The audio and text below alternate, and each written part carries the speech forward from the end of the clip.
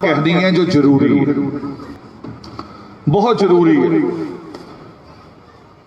अभी 1 महीने बाद शायद जनगणना शुरू हो रही है, मर्दमशुमारी। क्या समझते हैं आप? जनगणना, मर्दमशुमारी या सेंसस, जिसमें गिना जाएगा आपके घर के लोग कितने हैं, उसमें औरतें कितनी हैं, लड़के कितने हैं, हर चीज पूछी जाएगी और उसमें बाद में जाति भी पूछी जाएगी। एक बड़ा दुष्प्रचार हो रहा है इसी फेसबुक पे, व्हाट्सएप पे, इंस्टाग्राम पे, सब जगह बड़ा दुष्प्रचार हो रहा है। एक नए खटमल पैदा हुए हैं। खटमल और मच्छर में फर्क होता है। मच्छर जब लड़ता तो आवाज भी आती है, वो आवाज भी करता है, चैलेंज करता है कि मैं आ गया हूं, है ना। और लड़े तो आपको उसका बैठते ही पता चल जाता है मच्छर बैठा है। मगर खटमल इतना खतरनाक होता है कि काट के जब दूर चले जाता है तब आपको खारिश होती है, जब खून पी के निकल जाता है। तो एक ऐसे खटमल पैदा हुए हैं, नाम बाबा साहब अम्बेडकर का लेते हैं, बोलते हैं जय भीम जय भीम, और दुष्प्रचार क्या कर रहे हैं? उनके अपने कालमों में क्या छप रहा है? कह रहे सारे रविदासिया धर्म लिखवाना, और हमारे यहां प्रचार कर रहे हैं, कह रहे बुद्ध लिखवाना, बोधि लिखवाना।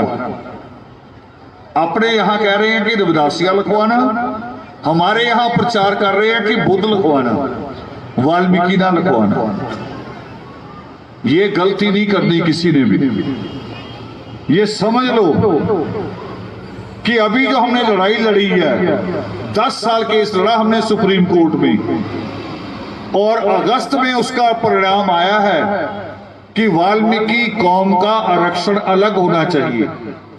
तो वो किसको मिलेगा? जिसके नाम के पीछे, जिसके सर्टिफिकेट में वाल्मीकि लिखा होगा, जिसके बोधि लिखा होगा उसको नहीं मिलेगा। और जितने टोटल दलित जातियां हैं पंजाब में, 38 जातियां हैं, 38 पंजाब में। इन 38 जातियों में सबसे बड़ी संख्या जो है 37 एक तरफ है, और हम अकेले एक तरफ है, वाल्मीकि मजहबी। हमारी इतनी संख्या है, और देश में इससे भी ज्यादा, देश में इससे भी ज्यादा है हमारी संख्या। टोटल दलितों का 60 से 65% हम हैं, बाकी केवल 30-35% है। अब उनकी सोच ये बनी हुई है कि इनसे वाल्मीकि नाम हटवा दो, बोधि बोधि लिखा दो, बाद में पता ही ना चले कौन सी जाति कहां गई। ये राजनीतिक लड़ाई भी है। वही जय भीम वाले यूपी में उनकी मायावती इलेक्शन लड़ती है, 403 सीट होती वहां एमएलए की, पंजाब में 117 है, वहां 403 है, मगर 403 में से एक टिकट, सिंगल टिकट भी, हारने वाली टिकट भी वाल्मीकि नाम के आदमी को नहीं देती।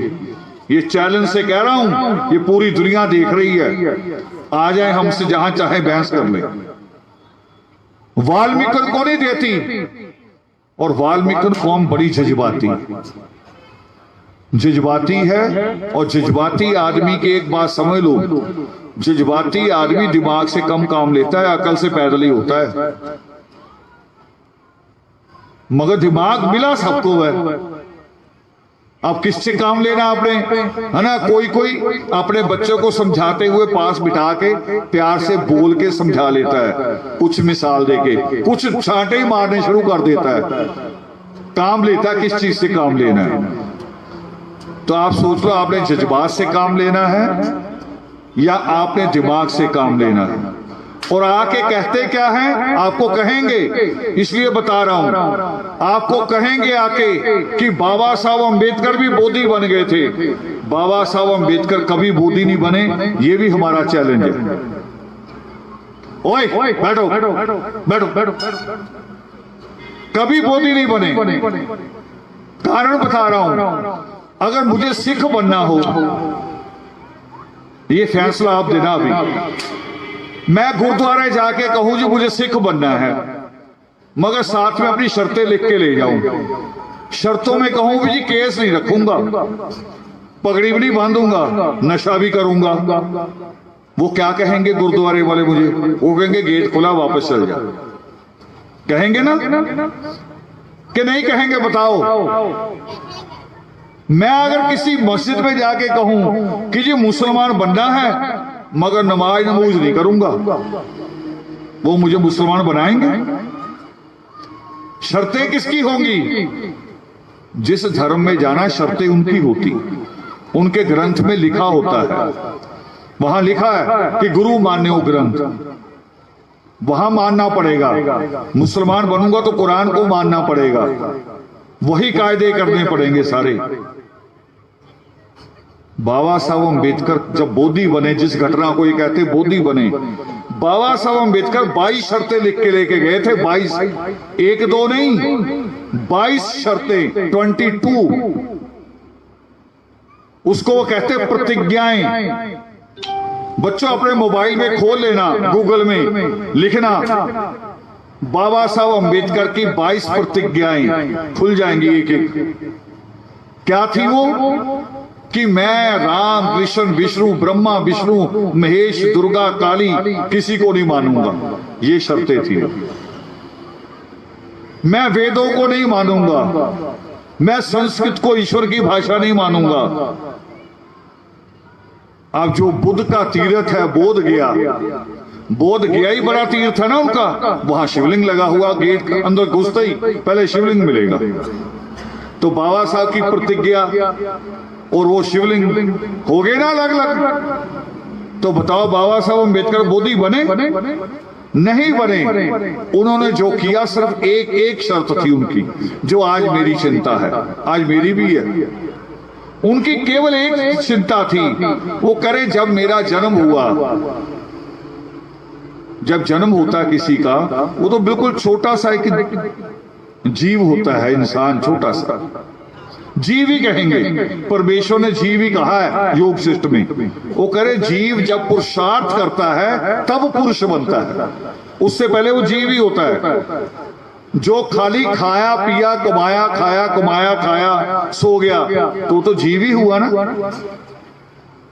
जो पुरुषार्थ करेगा वो इंसान बनेगा।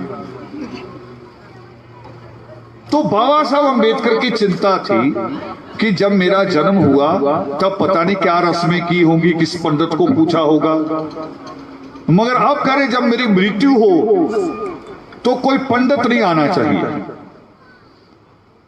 मगर तय कैसे होगा? मृत्यु हो जाए मेरी तो डेड बॉडी मैं थोड़ी बोलूंगा, कौन करेगा? वो आप लोग करोगे, जैसा आपकी मर्जी। इसलिए बाबा साहब अम्बेडकर ने वो रास्ता चुना बुद्धिज्म का कि कम से कम कोई बोधि आ जाएगा, बौद्ध भिक्षु, पंडित नहीं आएगा मेरे मन में। ये आज चिंता मेरी भी है, क्योंकि मैं देखता हूं जब शमशान घाटों को, तो शमशान घाट में वो सारे पखंड होते हैं जिन पखंड को सृष्टिकर्ता वाल्मीकि दयावान मना करते। परमेश्वर क्या